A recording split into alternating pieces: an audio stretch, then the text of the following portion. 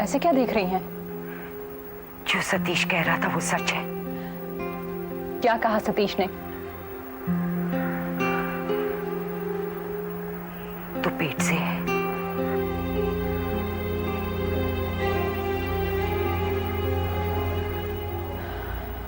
हाँ हाँ, ये सच है। हमसे क्यों छुपाया ये सब तुमने? हमसे क्यों छुपाया तुमने ये सब? कैसे बताती है आपको कि जो मेरा पति है वो मेरा नहीं है, जिसको जिसको देख के मैं करवा चौथ का व्रत तोड़ती हूँ वो अब मेरे धर्म का नहीं रहा, मेरा होते हुए भी मेरा नहीं है। और कितनी लज्जा खोलती कि उसका बच्चा मेरे पेट। पर उसे तो लज्जा नहीं है ना, वो हमारे पास आया था ये बताकर तेरे उसका बच्चा है। कह रहा था मुकदमा वापस ले लो, नहीं तो कोर्ट में झूठी गवाही देगा कि ये बच्चा उसका नहीं है। तुम चरित्रहीन हो इसलिए तलाक उसे दी जाए। वो बच्चे की सारी जिम्मेवारी लेने के लिए तैयार है।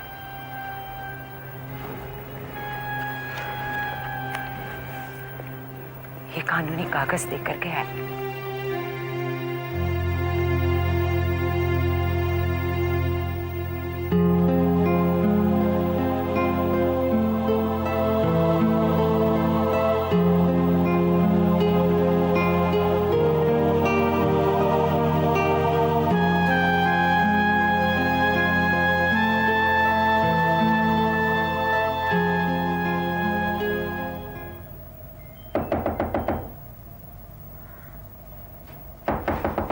आपा, शमा, आपा आइए तो। अशरफ मियां आप अंदर जाइए। आपा, आप आबिद साहब को फौरन बुला लीजिए। फौरन कैसे बुला लूं ना, पार्टी के काम से गए, फौरन कैसे आएंगे वो? तो आप चली जाइए और जैसे भी हो उन्हें वापस ले आइए। क्या बात कर रही, घबराई हुई काहे को है, पता ना कुछ। उनका नाम निकला है, देखिए। मेरे को अंग्रेजी नको होना, क्या लिखा है इसमें? एक रिपोर्टर की खबर है, तेलंगाना के जमींदारों ने कहा है कि आबिद साहब और उनके साथियों ने उनकी फौज के आदमियों को फिर मारा है और अब वो आबिद साहब और उनके लोगों को नहीं छोड़ेंगे, उनको मार के रहेंगे। मेरे को बोल के गए कहीं और जा रहे, इधर को नको जा रहे ना। वो जाते कहीं हैं और पहुंच वहां जाते हैं जहां खेत के मजदूरों और आदिवासियों पर जुल्म होता है। आप जाइए और इन्हें वापस ले आइए। किधर से ढूंढ के लाऊं ना को, कहाँ से लेकर आऊं? पार्टी वाले मेरे को नहीं बताएंगे किधर गए वो। आप ऑफिस जाकर झूठ बोलिए, कहिए बहुत जरूरी घरेलू मामला है और उनसे सलाह लेनी है। किसी का भी नाम लीजिए, अशरफ का, मेरा, वारिस बीमार है उसका नाम लेके चले जाइए और उन्हें वापस ले आइए। आपका मेरा है कौन? पार्टी के तो बहुत से हैं।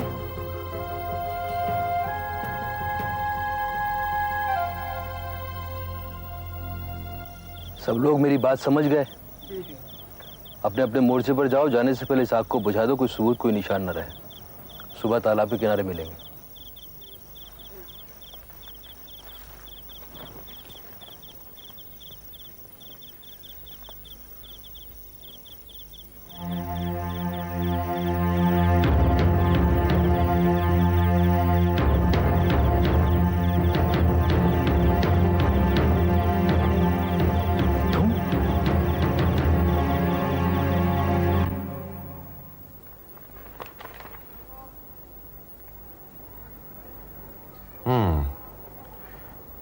ये बिल्कुल ठीक है, आपको बिना किसी प्रॉब्लम के डिवोर्स मिल जाएगा, क्योंकि हिंदू मैरिज एक्ट के मुताबिक जिसका भी पति धर्म बदल ले उसे तलाक का हक मिल जाता है। परंतु सर मुझे प्रोसिक्यूशन चाहिए। प्रोसिक्यूशन? मैं कुछ समझा नहीं। उसने एक पत्नी के होते हुए दूसरा विवाह किया, धर्म परिवर्तन को इसका माध्यम बनाया। लेकिन आपकी एप्लीकेशन तो तलाक के लिए है ना? इसीलिए इस एप्लीकेशन को विड्रॉ करके ये उसे सजा दिलवाने की एप्लीकेशन देना चाहती है, जो आप फाइल करेंगे। मैं क्यों? इनके अपने वकील हैं ना जिन्होंने ये केस फाइल किया है।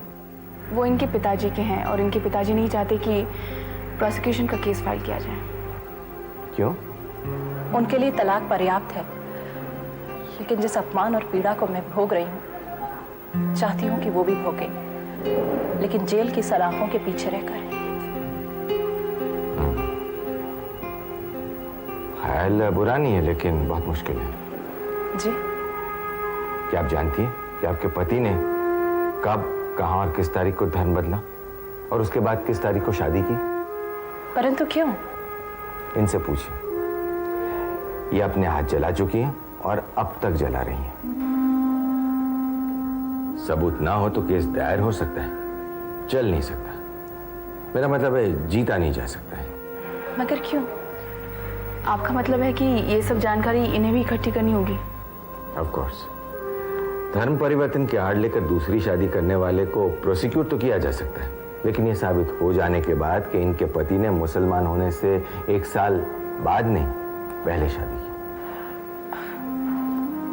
मुझे तो ये सब ज्ञात नहीं है। उन्होंने जितना बताया वही मालूम है। तो ठीक है, फिर अपने डिवोर्स वाले केस को ही चलने दीजिए। देखिए आपके पति क्या कहते हैं। हो सकता है वो खुद ही कुछ इन्फॉर्मेशन डाइवर्ज करें। हालांकि मुझे लगता नहीं है कि वो ऐसा करेंगे। एक्स पार्टी तलाक ही होने देंगे। ये क्यों? लॉ पढ़ रही हैं, लेकिन लॉ की बाजियां कैसे खेली जाती हैं ये अभी तक नहीं समझ पाई हैं। इनके पति अगर इनके डिवोर्स एप्लीकेशन को कॉन्टेस्ट करते हैं तो उन्हें कोर्ट में बुलाया जाएगा, जहां वकील उन्हें पूछेंगे कि आपने धर्म बदला या नहीं, और अगर बदला तो किस तारीख को बदला और शादी कब की। अगर उन्होंने कानून तोड़ा होगा तो ये सब बताना नहीं चाहेंगे, और वो इसलिए कि इन्हें डिवोर्स मिल जाए, और अगर कुछ साबित ना हो तो वो बच जाए। फिर मैं क्या करूं? उन्हें सजा कैसे दिलवाऊं? अगर आपके पति कोर्ट में नहीं आते हैं, वो डिवोर्स एप्लीकेशन को चैलेंज नहीं करते, तो फिर आप मेरे पास आइए, मैं आपकी तरफ से पिटीशन फाइल कर दूंगा। लेकिन सबूत? वो तो लानी होगी, आप जानती हैं, और इसीलिए तो मैं वक्त दे रहा हूं। आप पता लगाइए कि धर्म परिवर्तन और शादी किस तारीख को हुई और किसने कराई।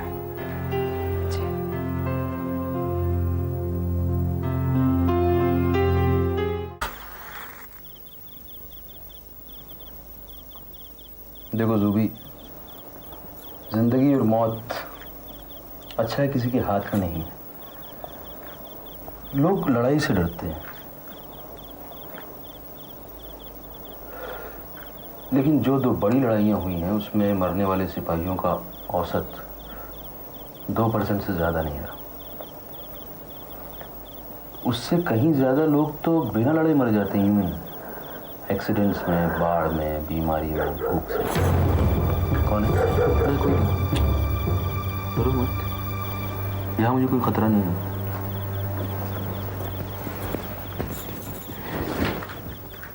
मेरे को यहाँ रहने दो, मैं तुम्हारे साथ रहूंगी। जी क्या फरमाया आपने? पार्टी का काम करूंगी ना मैं, जो होना दोनों को होना। ऐसा नहीं हो सकता। फाइकू,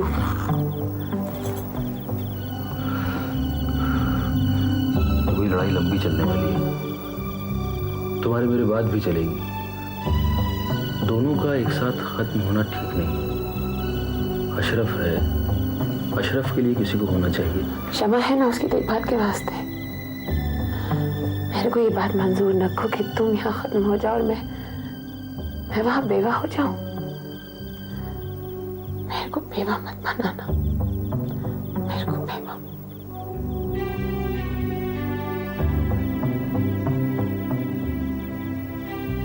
वैसे बेवा होना बुरा नहीं होता है। मैंने बहुत सी बेवाओं को देखा है, बेवा होकर बहुत अच्छी रहती हैं, बहुत सी तो मोटी हो जाती हैं।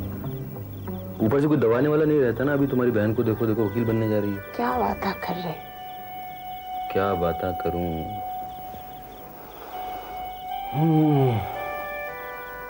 न ये पार्टी का काम छोड़ा जाता है, न तुझे छोड़ा जाता है। ऐसा किया करो, जैसे आ जाइयो ना, कभी कभी आ जाया करो। तुम्हारी घबराहट कम हो जाएगी, मेरी बाकी की रातें आसान हो जाएंगी।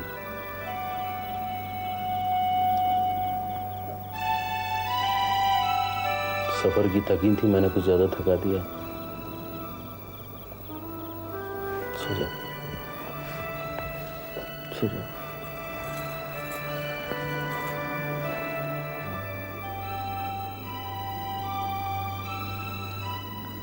सुबह उठेगी अच्छा लगेगा, तुझे भी तेरे इस बंदे को भी।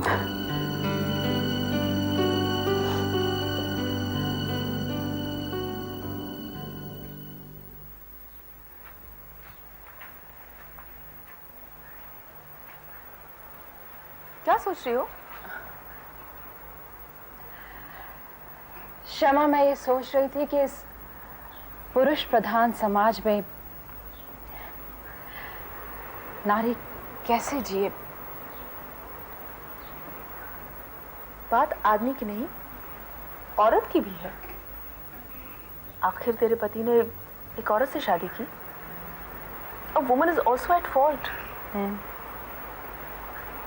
जानती हो, पिछले दिनों एक एक्ट्रेस ने एक शादीशुदा आदमी को मजबूर किया उससे शादी करने के लिए। उसकी बीवी पर कितना जुल्म किया। आदमी ने या आदमी और औरत दोनों ने मिलके।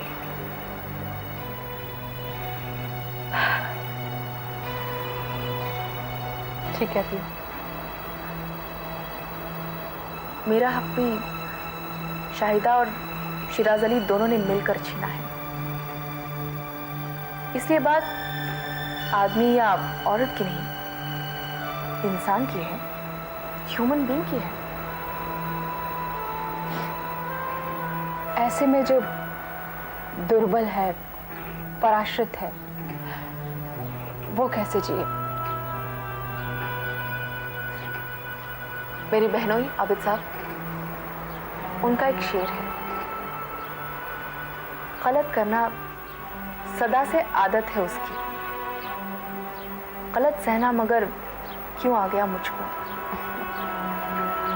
इसलिए बर्दाश्त मत करो, गॉड साहब की राय पर चलकर मुकदमा करो। ठीक कह रही हो तुम,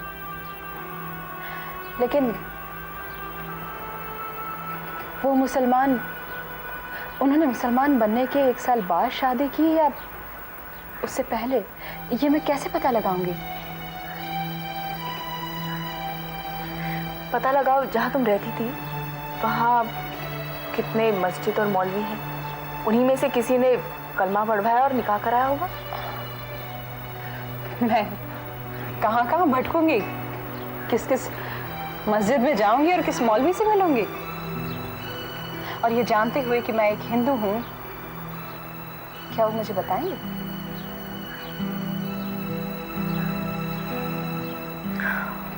मुझे बताएंगे? मैं मुसलमान हूं। तेरे पति ने मेरे मजहब का मिसयूज किया है।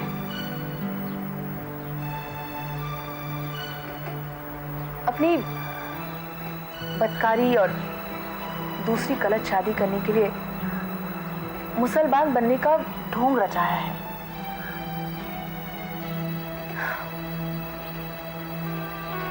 इम्तिहान के बाद गर्मियों की छुट्टी में जब घर जाओ तो मुझे साथ ले चलना। मैं आबिद साहब के साथ आऊंगी और सब पता करवाऊंगी।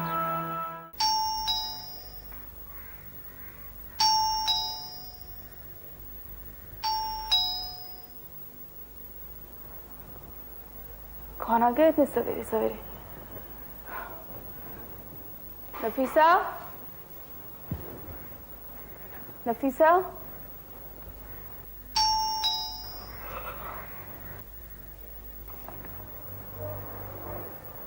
आप आ गई? आप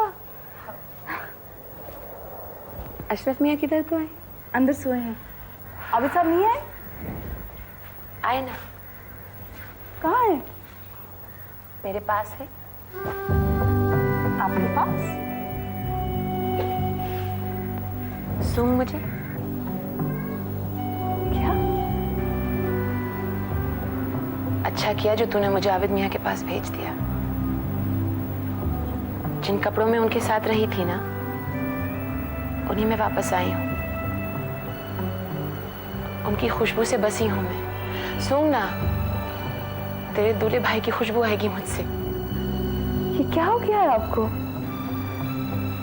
दिले पुरखों की एक गुलाबी से, उम्र भर रहे शराबी से। तेरे आबिद मियां पागल हैं, दूसरों को भी पागल बना देते हैं। मेरे को पागल बनाकर भेज दिया ना, और कहा दोबारा पागल होने को जी तड़पे तो आ जाना मेरे पास, आ जाना मेरे पास और मेरे साथ इस शेर का मिसरा बन जाना। खूब गुजरेगी जब मिल बैठेंगे दीवाने तो। आपा, कहीं 3 होकर तो नहीं आ रही? अल्लाह, क्या बात कर रही नक्को। आप आइए।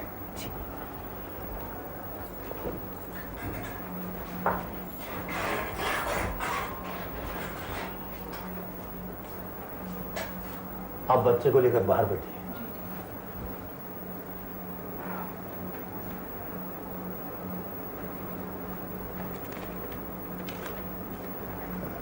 आप बच्चे को लेकर कमरा नंबर 3 में जाइए, वहाँ उसके खून का टेस्ट होगा और आप अगले सोमवार को मिलिए। डॉक्टर साहब, मेरे बेटे को हुआ क्या है? जो आपको बताया है, प्लास्टिक एनीमिया, खून का कम बनना, और जो टेस्ट अभी बताया है उससे पता चलेगा कि ऐसा क्यों है। मेरे बेटे की किडनी तो खराब नहीं है ना? आप पहले टेस्ट कराइए। सिर्फ एक बात बताइए डॉक्टर साहब, मेरे बेटे को जान का खतरा तो नहीं है?